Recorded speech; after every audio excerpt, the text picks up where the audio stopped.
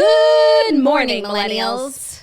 Welcome back to The Toast. Happy Thursday in March of 2023. That really feels like a Thursday in March of 2020 because we are podcasting from home today, audio only. I haven't sat at this desk to podcast since dark times. Hey, Jax, how you doing? That's so funny because for me, it doesn't feel that way because I'm still in my studio. So I'm like at work, but I'm in my pajamas. So I'm working from PJs because I'm sick.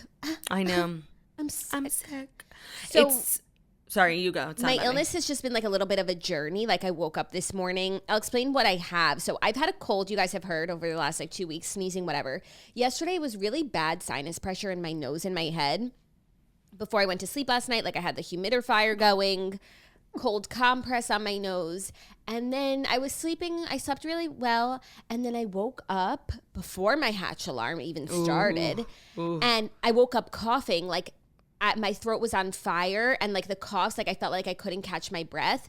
What I think now what happened is that it was all the mucus like went down into my throat while I was asleep because I was on my back and on my side. So, gravity did its thing. And the first few minutes that I was awake, like the first 10 minutes, like I was like, oh, I can't do the toast today at all. Then I sat up and I had a tea. And then like 30 minutes later, I was like, okay, I'm sick, but I could talk for an hour. I just can't spend an hour doing my makeup, which is why we're audio only. Okay, so that's called postnasal drip. I learned because like when I get like a little bit sick in the mornings, I'm on death's door. I have to go to the hospital. And what I've learned is that that's called postnasal drip. Like that's why you feel like shit in the morning when you're sick, but you're not as sick as you feel just because the mornings are so bad. Yeah, no, that's what it was. But also like with pregnancy, your nose canal is just like inflamed already. So like sinus tings are real. But I had never felt my throat feel like that in my life. So maybe I've just not had like a bad sinus experience, but I was like, holy shit. And I was reading up on like sinusitis last night when I thought that might be what I had. And then all of a sudden I was having these symptoms that last night I could say I didn't have. Like even tooth hurt. Ooh. Well, I think I speak on behalf of myself and all the toasters when I say thank you for still showing up for work today. If you're a regular podcast listener, your life remains unaffected. If you're a YouTuber, check out today's podcast. This audio is also available on YouTube if you're just like a YouTube app girly. But hopefully Jax will be better by tomorrow. If not, it's Friday, so at least we have the weekend, and then you'll definitely be back by Monday.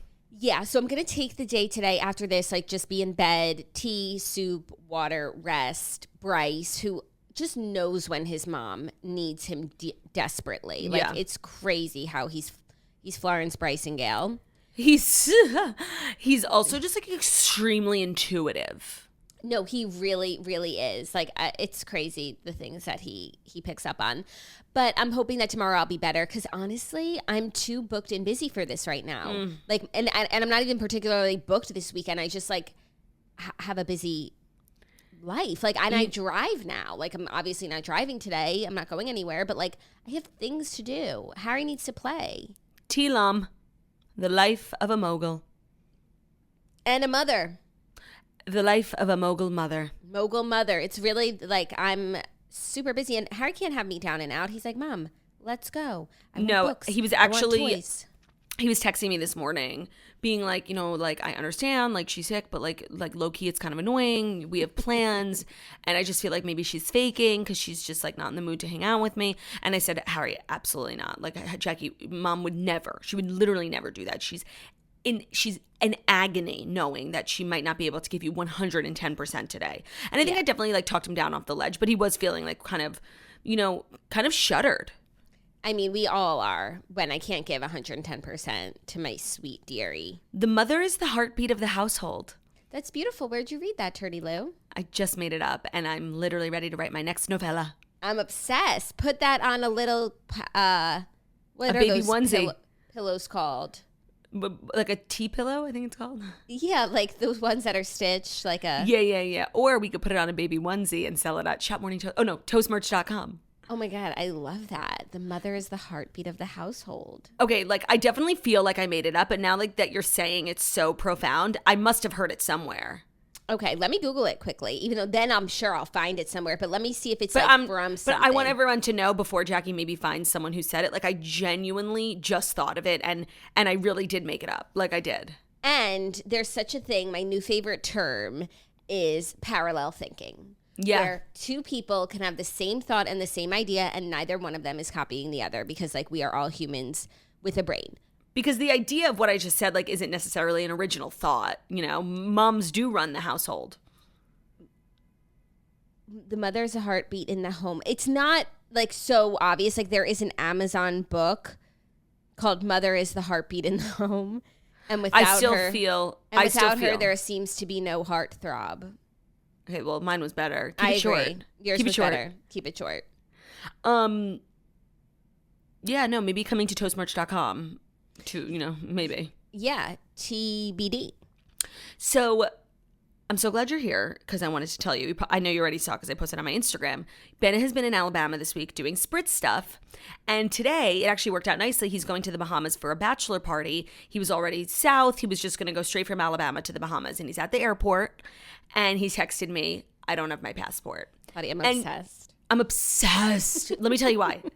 You know, obviously my heart aches for my husband who's now in a pickle. You know, it's one of his best friends. I don't know how he's going to get there. I'm useless. There's nothing I can do. Like, what, I'm going to fly to the Bahamas and meet him? Like, no, there's nothing I can do. It's not like he's in New York. You know, if he was at Newark, he would just have to come back to the house. Yeah, take a later flight. Mm-hmm. No, he is shit out of motherfucking luck. And I can't help but wonder, you know, how A, this wouldn't have happened if we were traveling together. B, I feel so vindicated for every time we've traveled abroad, and he's made me feel crazy for like my checklist and getting early to the airport and packing 24 hours before, not the day of. Ben is always just flying by the seat of his pants, always doing things last minute and kind of irresponsibly, but I'm always there to catch him. Like there's never any repercussions for his kind of crazy lifestyle because I'm always there to pick up the pieces. And today I wasn't. And I just can't help. I know you guys can't see me recording, but I'm recording this with a smile. Like I am so, and I, like obviously like my heart hurts for him. Like that sucks. But like I just feel like every time he's ever like called me crazy or like made fun of me for, I'm so with the airport, I'm so meticulous, I'm so timely, I'm probably overly cautious, and I get mocked for it. And look at the consequences when you are not overly cautious. This is what happens, Ben. So maybe the next time you think about making fun of your wife, you just lick her fucking ass for doing everything for you. Literally, I too have a smile on my face because, you know, I've been hearing like all of these Ben stories, and I really have wanted you to punish him. Like I wanted him to pay for his crimes and to feel the consequences of his actions. And today we didn't have to lift a finger, and he self-sabotaged. No, it wasn't self-sabotage, Jackie. Like, you've been wanting me to punish him. Like, not invite him to this. Like, to make him feel punished. A punishment would have been, like, taking the passport out of his bag. But the universe, like, rewarded me for being the bigger person, which I never am. And, like this was God. Yeah. I have to pray. But, like what is he going to do? I don't know. I told him, I'm like, it's Thursday, so why don't you just fly home? Mm-hmm. Come get your passport, spend the night here, and leave in the morning, and you'll be there first thing Friday morning for a bachelor party. I don't think it's a big deal.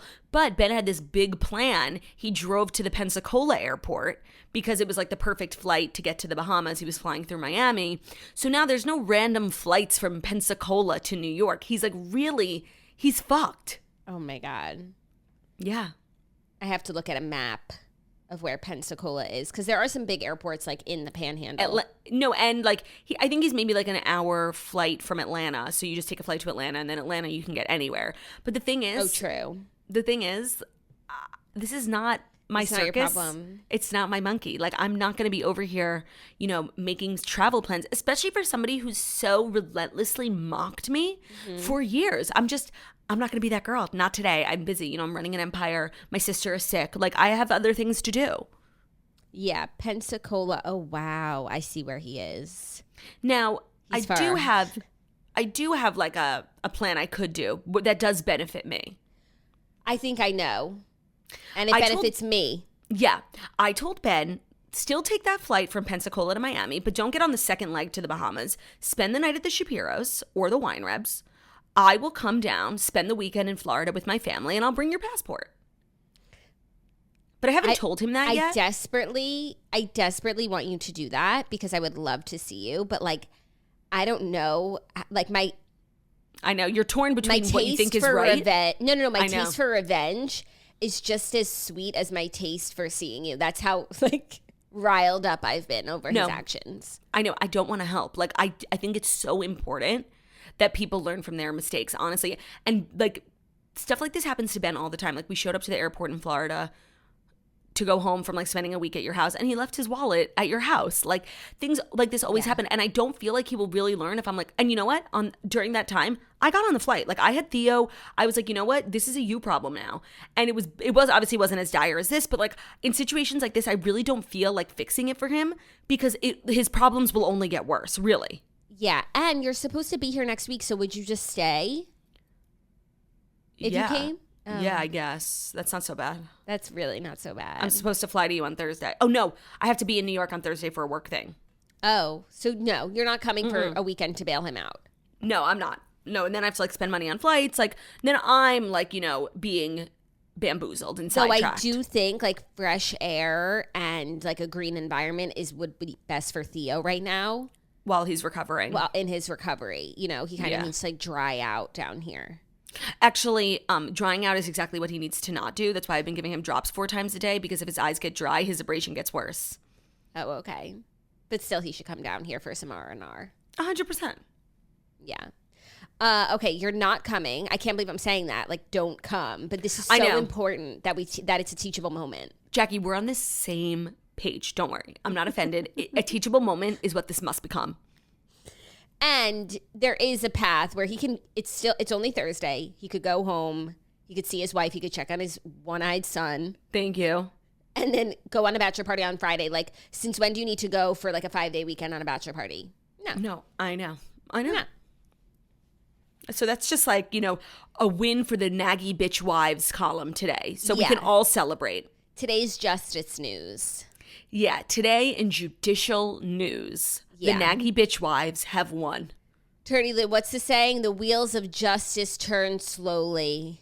So true. Hold on. The wheels of, I always forget this action.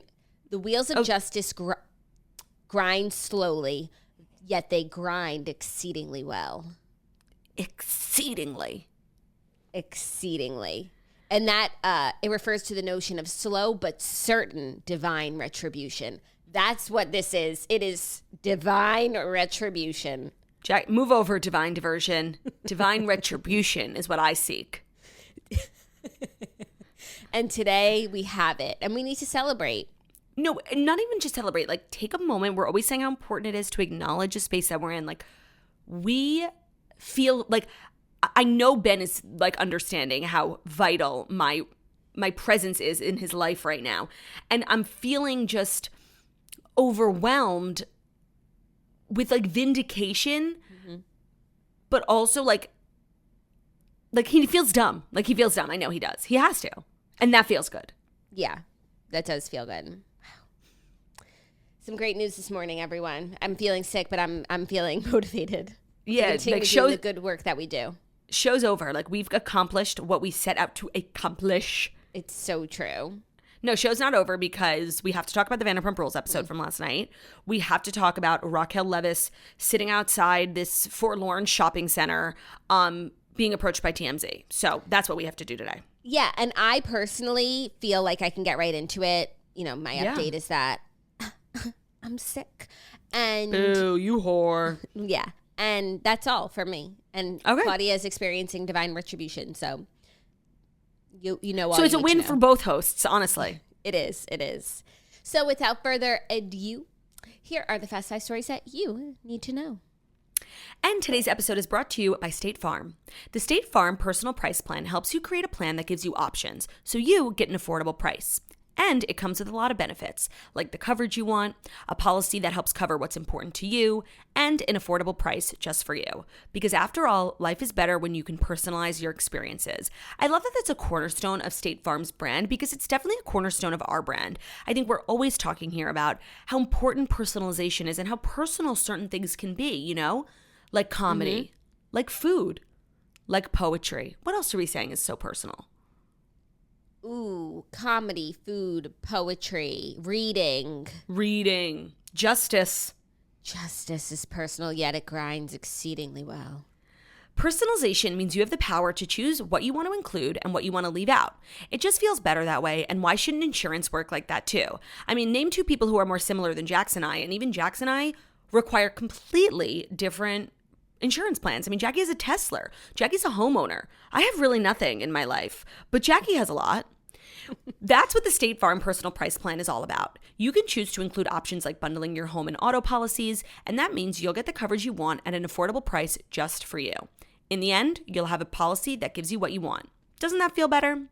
So like a good neighbor, State Farm is there. Excuse me. Like a good neighbor, State Farm is there. You were doing really good before you started laughing.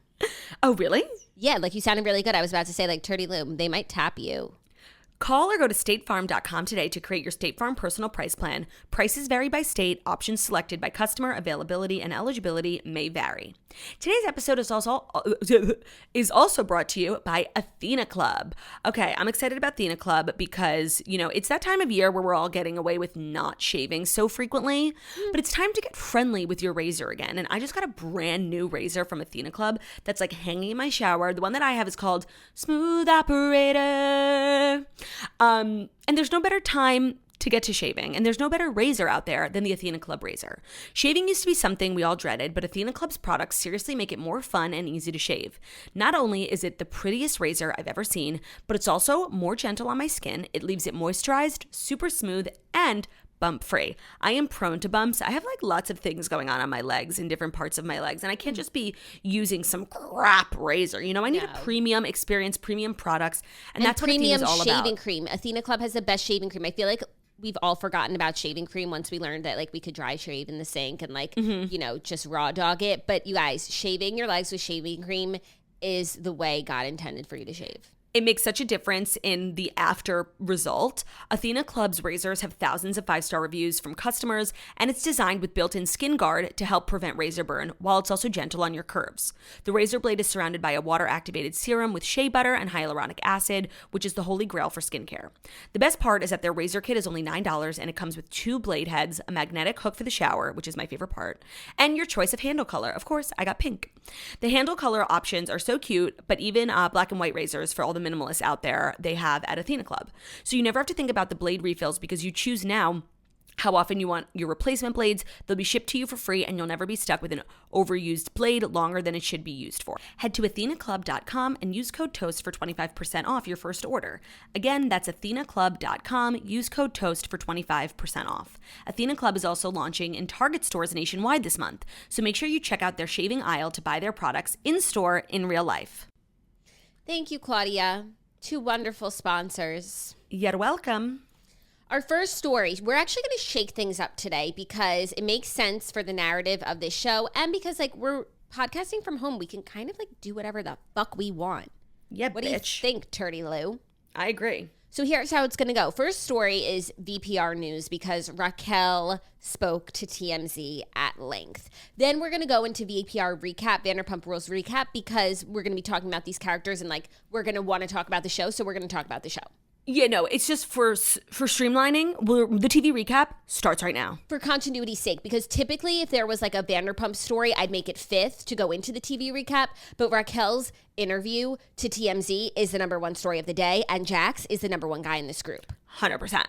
So Raquel was caught outside her... Raquel was, you forgot to do air quotes, caught. Well, I want to talk about that. Yeah. But let's just go with the flow for now. She was caught outside her local nail salon getting her nails done for the reunion, I presume. And a TMZ cameraman was there asking Raquel all of the questions. And she was feeling chatty as fuck. It's the first time she's spoken since she put out a statement and a couple social media posts. And she's really talking at length. And there were a few things that she wouldn't answer because, you know, it's going to come up in the reunion. Also, not her place to answer. Like, what did Ariana say to her? Like, you better not fucking tell us, you wench. Yeah. She didn't. She's sitting there. If you didn't see the video, she is wearing no makeup. Her hood is up. She's wearing AirPods and big glasses. You can't see her hair. Like, it's a very not glamorous moment for her. No, but I think even Raquel knows, like, if she had set this up and showed up completely glam, people would automatically know that it was a setup. And now, like, knowing that she looks kind of haggard, people are definitely like, well, maybe it wasn't a setup. it's really making me question the setupness because it's like, see? No, I know it's effective because I feel like there's a way to show up, not in glam, but like still looking pretty, looking like millions of people are going to see this video. Like I want to put my a foot forward. This really, like, to me, she really looks like she got caught, but maybe that's because she really wants us to believe she got caught and that she didn't call TMZ herself. I mean, when they said, "Hey, Raquel," and she looked up and saw a camera, she didn't appear to be incredibly shocked. And by the way, if it was totally caught off guard, she could have walked away. She could have gone inside to the nail salon. Like, she just continued to sit there. Like, I definitely believe that it was a coordinated affair. Yeah, I do too. Because like TMZ doesn't just like lurk around this shopping center. Like when they're at the airport, they wait at LAX to meet some talent. That's where Tom Schwartz was caught on TMZ at the airport. I think he was going to Winter House. So it's also confusing. Yeah, but he was at the airport is what I'm saying. Yeah, like I'm agreeing with you. But not LAX. No, but he was at the airport. Like airports are total like free-for-alls when it comes to paparazzi. Also, like there have been paparazzi stationed outside of Raquel's apartment building and Ariana's house. So if it had been there, like maybe I don't know, this turnt nail salon has so shook me. And if I am the owner of that nail salon, I would kiss Raquel on the mouth for sitting right in front of our logo. Bliss Nails. Like no, Bloom Nails. Oh. Like what marketing? That was, maybe Raquel owns the nail salon. Like that's how intentional it seemed. Yeah, well, they could have followed her from her house, but regardless, the story is what she said. She talks about how she is going to the reunion today, and she posted on her story she will be in person at the reunion today. She says that she has to take accountability for everything. She was asked whether or not her and Tom are together right now, and she said that neither yes nor no, but they're just like seeing what happens. They have a few like things they obviously need to get through. Right. Who knows what will happen at the reunion? They're not like saying to each other, we're together forever, we're riding through this, but they're also not being like, oh, we fucked up, like, see you never. Right. I think it was a pretty good answer, just being like, we can't figure that out until we like get ourselves out of the shitstorm we created. Right. Which is a good way of handling things in life, honestly. Yeah, no, I think that's what they should be doing, but I weirdly hope that they stay together. They have to. I mean, that's the only way to make this whole thing worth it. Yeah. So her voice, like, she's very, I mean, I don't know what she's like now, but as far as we've known, like she's been like kind of timid. And even in this most recent episode where she's standing up for herself, like her voice is like shaky and she like cracks. And I thought she did a pretty decent job of like handling herself and keeping her composure. Although her voice did crack and it sounded like she was about to cry when she did say that like she's, she has to take accountability for her actions at the reunion tomorrow, like in the very beginning of the video. Yeah, her voice, she's always had like, timidness in her voice. But to me, she kind of sounded like she is like, not on drug, not like high, but like on drugs, over the counter drugs, like I don't know, Xanax, SSRIs, like something, because she was just like extremely like muted, almost like muted, dull. mellow. Yeah, we'll see. Like, girl, your whole world blew up. Like you're just sitting here talking to TMZ like it's a regular Tuesday. No, that's actually like a decent point. It's very possible, like with her therapist that she was talking about, like she got a prescription for something, because I can imagine how like not only is your personal life like beyond imploding, but it's happening on a global scale. Like that will drive anyone to a Xanax insanity. Prescription. Yeah. Yeah. So that's like kind of what she sounded like to me. I just like am really struggling. I wonder if anyone else can relate to this, because so clearly are Raquel and Tom in the wrong in the Scandival thing, but we're watching, TV of something entirely different. And what I'm watching on TV, like I'm so team Raquel. Like it's so crazy to me. And I don't know how to balance those parallel thoughts. No, that's actually not the right use. Sorry. No, there are two thoughts that are on separate tracks. Yes. They're actually like perpendicular thoughts because they're so different. They're about to intersect, but they haven't. Right now they're cruising and they're going to intersect. And so you'll have to figure out how to deal with them. So they're not parallel because parallel lines never intersect. Right. I agree. And we can get into the show. But what I'm doing is I'm just evaluating the show for the show's sake. And if I see anything between Sandoval and Raquel, like that's what I'm picking up on. But between Raquel and like the girls, it is what it is. And in this situation, it's so crazy because literally everyone is wrong. Like everyone is right about one thing and wrong about another thing. Like Raquel is right that those girls like brought her there just to like be mean girls. And maybe they don't, their mean girl ways aren't like how they were 10 years ago when they were outright bullying Sheena, but like to all giggle in one room and all sleep in one room together, and then like, you know, say be nice to her when she walks in and talk shit when she leaves. And then like Lala had said like, oh no, we thought the galaxy lights were sick. Like, no, you didn't. You thought she was going to murder you. I was so glad that they had the flashback. So like in that situation, like I think Raquel versus the mean girls, like Raquel is right. But then she runs outside and goes to Schwartz like, your wife is this and that. Like, shut up. Stay out of their divorce, and everything between Schwartz and Katy, Raquel is wrong. Yeah. Then, like, Sheena, weirdly, I think that Sheena is right about the hotel thing. Of course Sheena's right about the hotel thing. It's weird to me. Like, I understand wanting to fuck with, like, being Katy and wanting to fuck with Sheena because she's been fucking with you and, like, oh, Sheena wants something, I'm not giving to her. Yeah. But if it requires going to Mexico to a wedding that you're not going to sit in your hotel room to watch from your balcony, and like, why would you want to do that? Like, just to fuck with Sheena? Like, that's losery to me. So in that situation, agree. Sheena's right, Katy's wrong, but Katy's right in the Schwartz situation, and Sheena's wrong in every other situation when she runs outside and is like, your wife, blah, blah, blah. Like, shut up, you as well. Sheena and Raquel need to stay out of the Bubba marriage. Right. Like, up until this point, Katy's biggest crime was just, like, really who she was associated with. But, like, when it came to the Raquel thing, like, she was totally justified in her anger. But this Sheena thing is so bizarre because, like, and I, by the way, I agree with you. I totally get wanting to stick it to Sheena, like, fuck Sheena. But it's making Katy look so bad. Because, like, one, why the fuck do you want to be at the hotel? And she's like, it's not like we're going to stand on the balcony. And then it turns out that's exactly what she does. And the fact that she's bringing Christina Kelly, who, like, clearly Sheena is still not over. Christina Kelly is literally famous for making fun of Sheena's first wedding. Yeah. So you were she hasn't been on the show in years. You're bringing her back to go to Sheena's second wedding. Like, I understand why Sheena would be like, get that girl. Imagine if someone you knew was making fun of your wedding. And then someone who's like in your circle, not your friend, but like, you know, on and off, was bringing that person to be around your second wedding. No, I know. That's literally all Christina Kelly's known for. So the fact that it's Christina Kelly who she's bringing is like another layer. And it really just makes Katy look so bad. And like everyone was pleading with her, like trying to pay her. And she wouldn't let it go. Like she was wrong. She made herself look really bad. And I understand the intention. I really do. But this is not the way to win. If anything, it makes everyone more sympathetic to Sheena. And everyone was taking her side. And she's just like isolating herself with Lala and Christina Kelly. And that's like not a cool crew right now. No, it's not. The other crew's not cool either, though. Yeah, so that's it's everyone. But also, from what we saw, Sheena did not ask Katy. Like, I don't know if she ever asked her off camera or it just wasn't filmed. But like, we only got like Sheena like demanding that Katy give up the room. Not like, listen, Katy, I know you're not coming to my wedding, but I also know like you're kind of stuck with the trip. Like one of my bridesmaids actually doesn't have a room. I would love to buy it off of you. That way, you could spend the money going somewhere else, and my bridesmaid gets to stay at the hotel.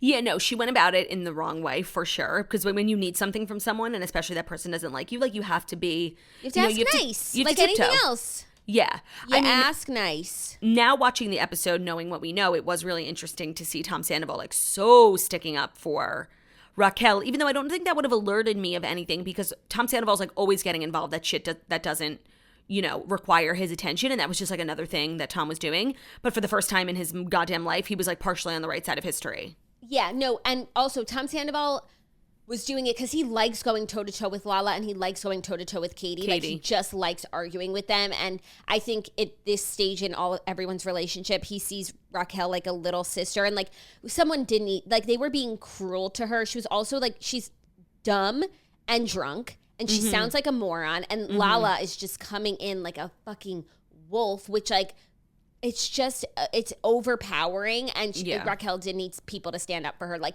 the way that Ariana stood up for her was like so nice. And I think her intentions were really pure because everybody there is her friend. Yeah. But now in hindsight, it's like, wow. And you betrayed this girl. You're disgusting. Yeah, it was a very interesting episode to watch. And then there's like this side story of James Kennedy feeling like he's being pushed out of the group. And it's so funny. And it's kind of odd that Sheena like invited his girlfriend to the wedding festivities, but not the wedding. Like she's coming to the welcome party and the after party and the cocktail party, but not the actual wedding. And I don't understand that. Because, like, I understand brides who are like, no ring, no bring. I understand that there's, like, I totally get that. But when it's a destination wedding, to invite, like, certain people to selected events, like, that's bizarre.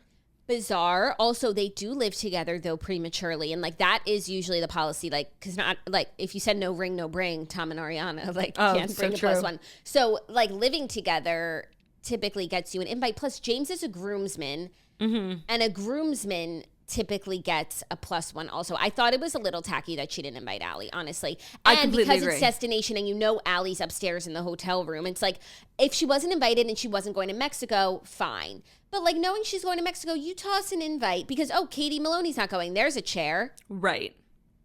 Was Katie Maloney, before they, stopped being friends, was she a bridesmaid or just like a guest?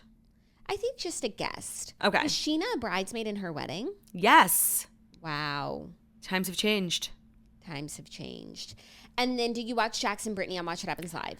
I did. Oh my God. I mean, could anyone get a word in the whole time? I felt like everyone there was like on Adderall. Like, I think Jax and Brittany were so excited. They had so much to say, so much to update. And, Andy, like, his style of interviewing is rushing through. Like, oh, you have an answer? I'm not even listening to it because I'm on to the next question. Right, because I have to play this dumb game that nobody cares about. Right. So it was like, not only was that classic Andy, like, rushed shtick there, it was Brittany and Jax who both have so much to say. It's been so long. So much has happened. Even if the Scandival didn't happen, we still have to, like, hear so much from them in terms of, like, updates in their lives that it was honestly, like, I couldn't keep up. They kept talking over each other. Andy kept cutting them off. Like, it was literally the episode, like, the theme of the episode was Adderall because it just felt like everyone was just, like, nonstop talking.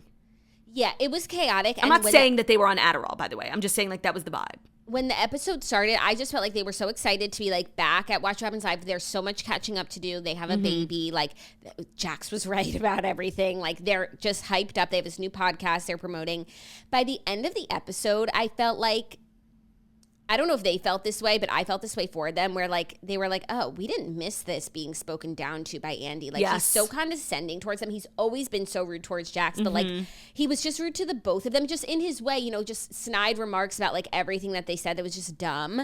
And by the end, I was like, I bet you they're so glad to get out of here. Of course, you want to be on TV. Of course, it's a good career. But, like, I don't think they miss the way that Andy made them feel all those years. I completely agree. And I thought it was really interesting when they shared that they were asked to film at Sheena's wedding and they declined and stayed at another hotel. And it really made me feel like even, more confident in their relationship. Like they're not clamoring to get back on TV. Like they really are just happy and they went to enjoy the weekend and not like make it about them. And I was shocked to hear that.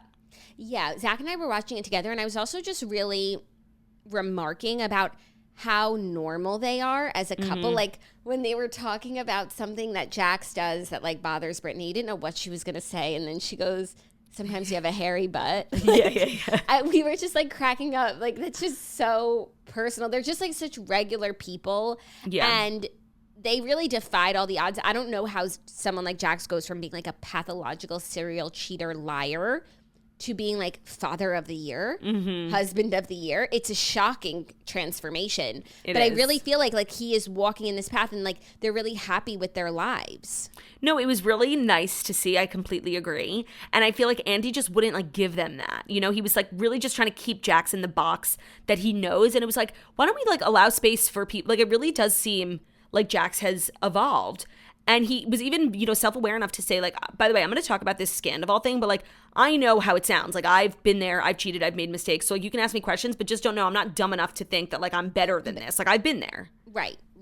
So I just don't know, like, why it couldn't have been acknowledged, like, how much has changed. And they really are the last couple standing, and they have this beautiful family, and they're not thirsty. Like, they're really not.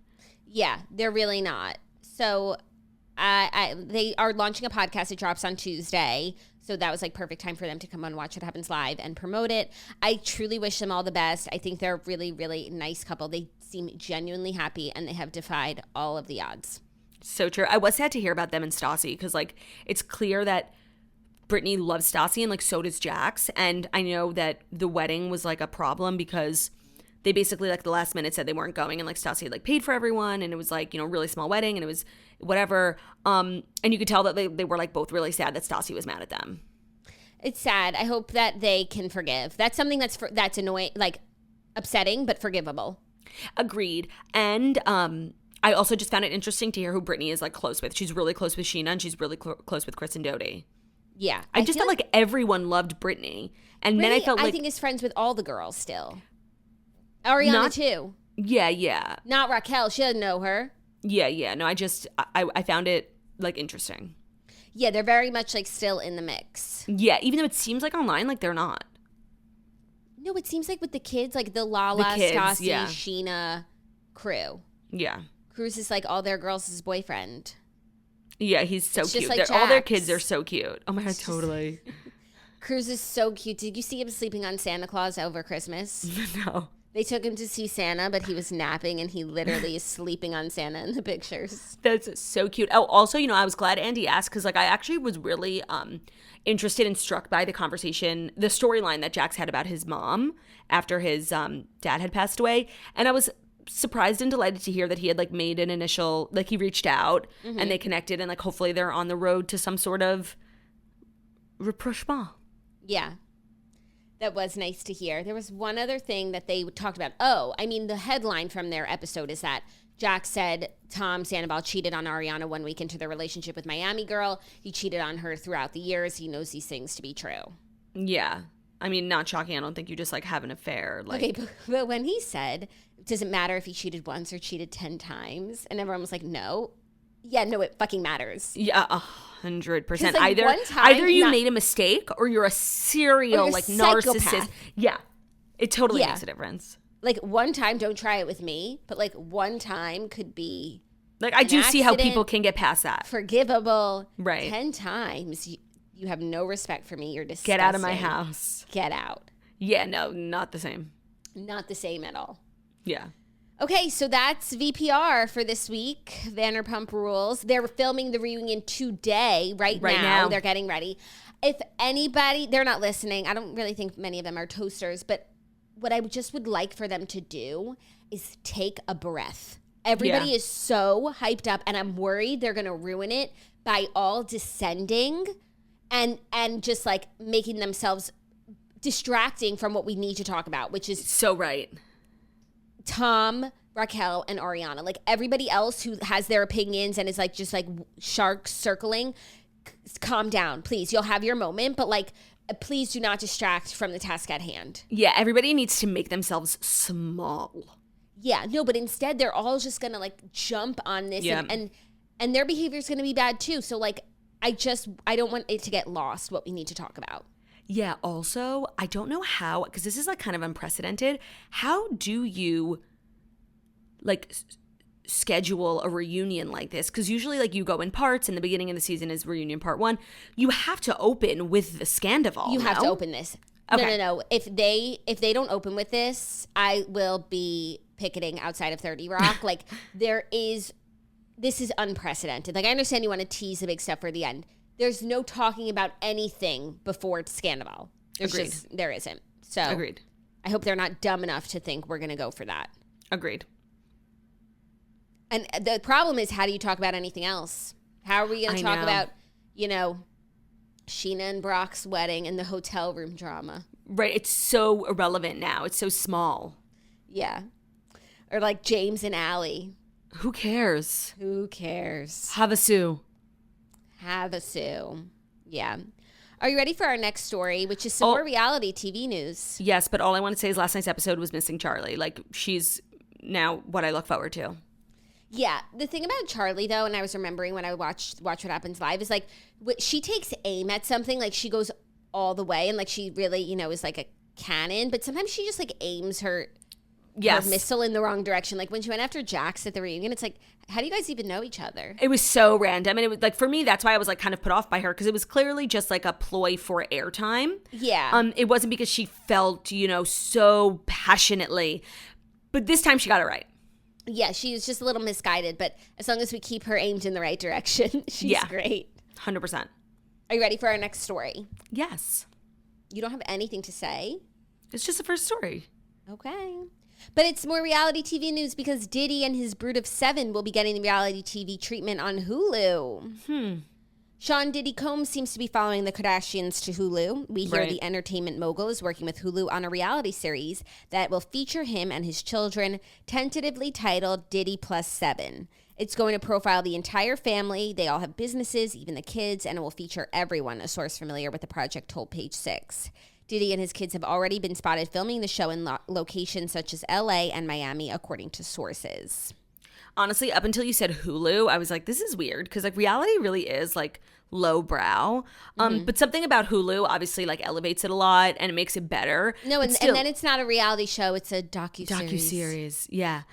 But like, I don't know, Diddy certainly doesn't need the money. But I do think this is a good family. Like, I think Hulu needs Diddy more than Diddy needs Hulu. Like, I feel like every family thinks they should have a reality show, and there's so many flops, and a lot of them don't.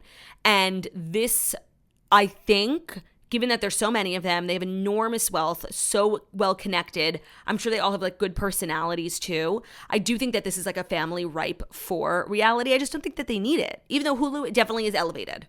Yes, I don't think Diddy needs this, but I think it is like a really good thing to like give to his children as a springboard for whatever careers that they want to have. And maybe they want to be in entertainment. And it's like, this is a really great way to set them up like with actual jobs. And if they have companies, like they said, like it's a great platform for their companies. And it's a good like springboard for your kids if you make the most of it. No, totally. Then they all and become... he has 7 of them. So it's not like he can ensure 7 kids could be a success, like just by his name alone. Yeah. And I do believe Diddy is like close with the Kardashians. I'm sure that like he, is learning from the best. I'm sure Kris Jenner is somehow involved, honestly. Yeah. I think it'll come down to like whether the kids have it, and their dynamic is right for TV. But I think there's a really good chance that they do and they will be successful in this. It's just the nature of having 7 kids alone is interesting.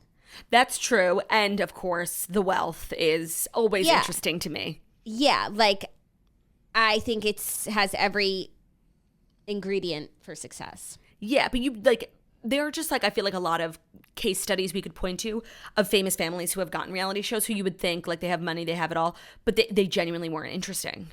Like the Bradshaw bunch never took off. Yeah. Even Living Lohan. Because they each had like a couple of the ingredients, but not all of them. And one of those ingredients is a lot of kids.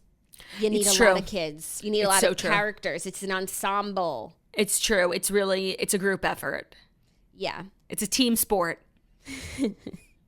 Are you ready for our next story? It was actually more reality TV news. No. You're not ready.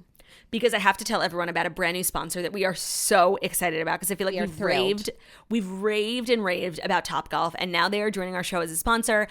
It's golf. It's not golf. It's Topgolf. Jackie and I actually recently had the best night out on our Nashville trip. We took a girls' trip to Nashville, and we spent the entire night at Topgolf. It was a dream. It was so, so fun. The food was so good. I think we ate our weight in pizza. The food was incredible. So were the vibes. And we had so much fun playing golf, and we were actually really good at it. Who won? Did you? Yep. You think I would forget? Even if you're into golf, you'll love it. If you're not into golf, it's so fun and you can't help but get like competitive and annoying and then like everybody hates you. That's what happened to me. We're not huge golf girlies, but it was the perfect spot for a girls' night out. And they just really have everything. They've got, the clubs, the balls, the tees, the turf. But they also have a bunch of stuff that's not golf. They've got great music, big targets on their fairway, huge TVs, handcrafted food, beverages, and also great spot for photos because we went to the one in Nashville. It was gorgeous. And it wasn't particularly like warm outside, but all of their bays are heated. So you can go in the winter, you can go in the spring, summer, fall. It was really like stunning. I got like a gorgeous Instagram photo that's on my Instagram if you want to check it out. Yes, so did we all. Also, it's great for girls to go alone, but it's also a great place to meet guys.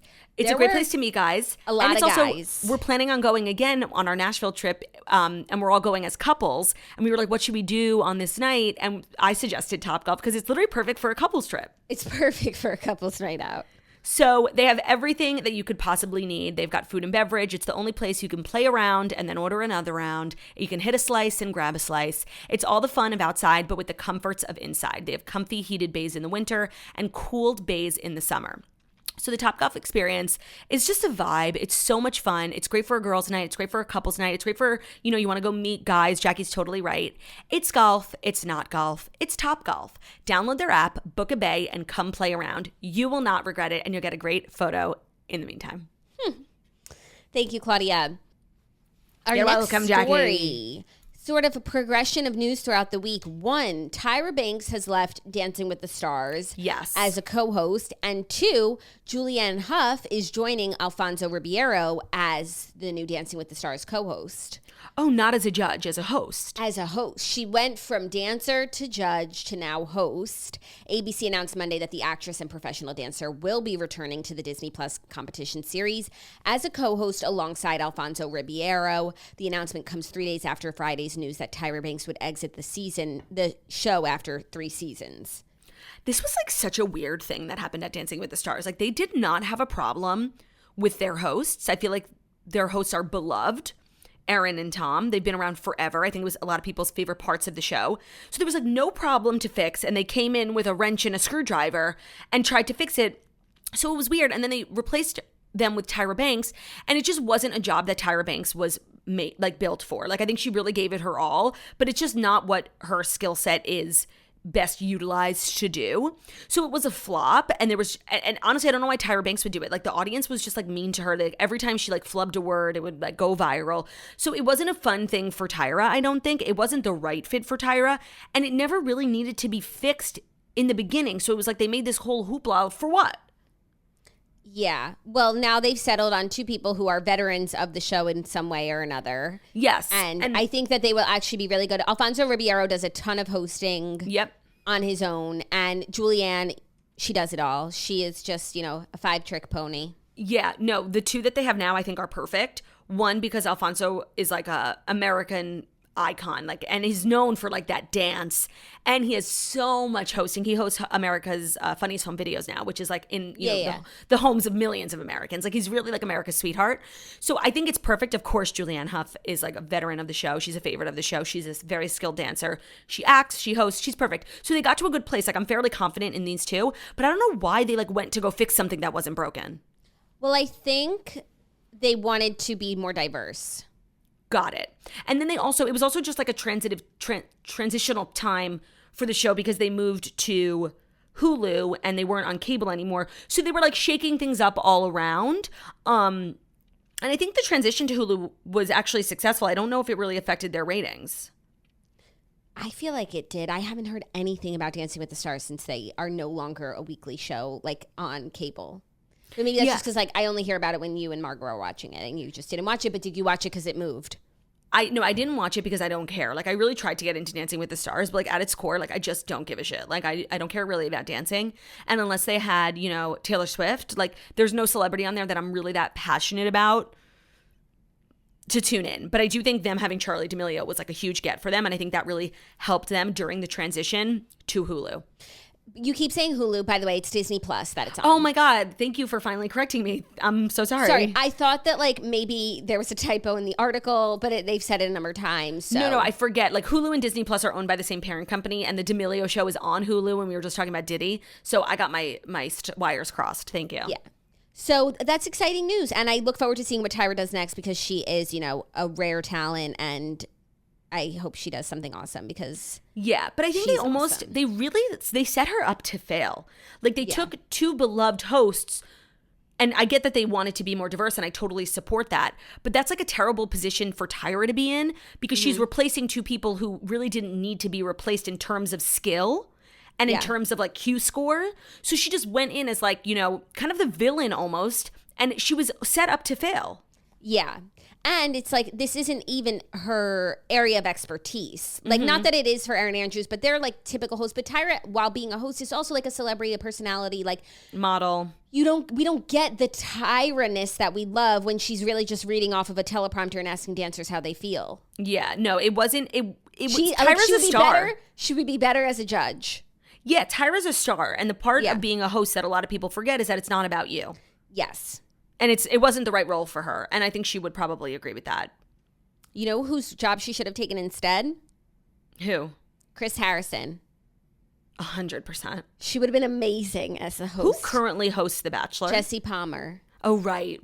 I have not been keeping up with this season, and I just had a thought the other day. Like, I genuinely, like, I can't believe there are people who still watch The Bachelor. Like, it's crazy to me. Well, so I follow a lot of Bachelor Nation, you know, from our heyday. They're all just, you know, influencers, parents now. So I just like their content.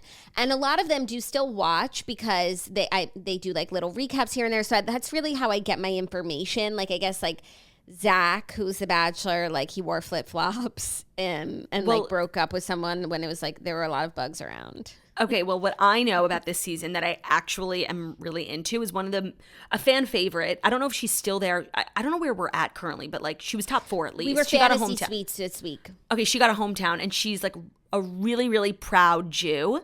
And she took him to they went to Sarge's, and he had like his pastrami sandwich and gefilte fish, and she was just like really showcasing her culture and how proud she was. Her last name is Frankel. Like I did love that. We've never had that. Wait, I'm obsessed. I think her name is Ariel or Ariel. I'm not sure. Ariel Frankel. She was eliminated in week 9. Fuck. Well, she made it pretty far. She made it to hometowns. Yeah. And I think like she was a fan favorite. People loved her. They were shocked that she got sent home. Maybe she'll be on Paradise. Well, we need to find her a Jewish king. But if being Jewish is so important to her, but she was falling for Zach. I mean, you know, everyone's falling for everyone on that show. Like, it's not real. It's not real. Now we have like just Jewish, like if she went to Paradise, are there Jewish guys? Adam for her? Gottschalk was Jewish. Obviously, he's married with a baby now. But yeah, I feel like there's like maybe one. Maybe one. That's funny. Yeah. I wouldn't know because who was the Bachelor last season? I don't know the guys, but right. Wishing I don't her know. Well. I know. I thought it was like a nice thing that they, you know, showcased. She showcased. That's cute. Yeah. Are you ready for our next story, which is weirdly more reality TV news? Are you okay? No, because it's like technically Dancing with the Stars is reality TV, but it's not like it's like it's reality competition. Right. This is reality competition. American Idol judge Katy Perry is in some hot water over a comment that she made during someone's audition. She's okay. By the way, I watched the premiere. She's like always saying some out of pocket shit, and I get it. It's hard to be a star, and your job is really to in this role like hype up other people. But she like is always making the auditions like about herself, and it's like kind of uncomfortable. So what did she do now? Okay, so there was a woman who came on who she looks very young, and she's 25.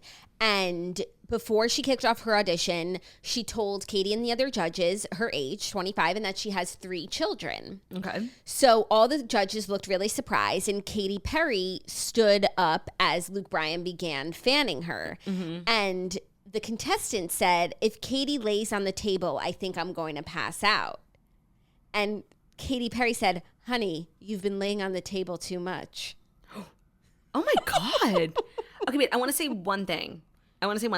Did she mean laying on like a hospital bed table? So at first I thought it was hospital bed, and I was like, okay, whatever. But now it sounds like, you know, get off your back. Right, you whore. Stop having kids. Right. Oh, no, that's a no bueno. That is no bueno. So, yeah, no, it's not good. Especially like Katy's a mom, so I'm sure that like she said it with no malintent, like whatsoever, but it just, you know, sometimes you have a joke in your head and then what comes out is is not good.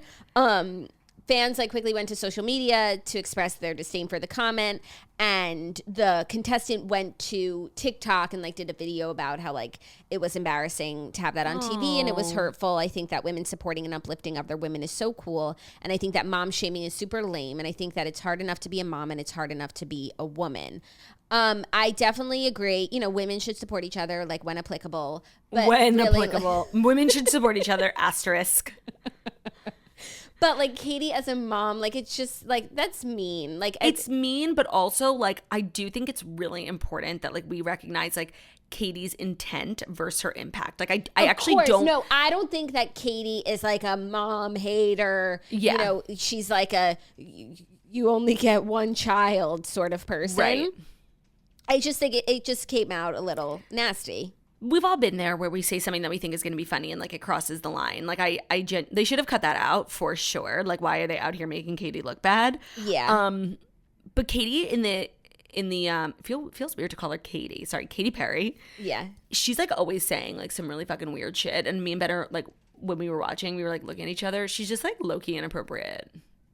Oh, really? Yeah, like when there's like really young hot guys, she's like kind of weird. Like she's just like kind of a freak. Someone else used to do that on American Idol, and I was like, this is weird. It's just bizarre.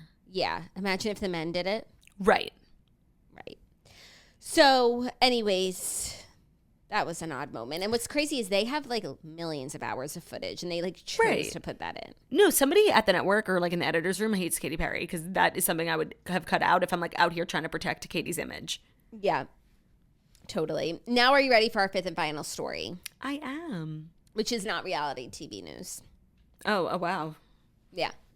Chris Martin says he doesn't... Wait, who's Chris Martin? Coldplay. Oh, right. Okay, sorry. Oh, my God. You know when your brain, like, doesn't work? He says he doesn't eat dinner after Gwyneth's diet goes viral.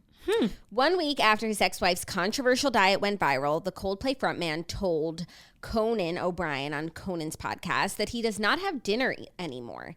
He said, I stopped eating at 4, and I learned that from having lunch with Bruce Springsteen. I was lucky enough to go over there to the lunch the day after we played Philadelphia last year. He continued, noting that he was on a really strict diet anyway. Oop, just lost my article.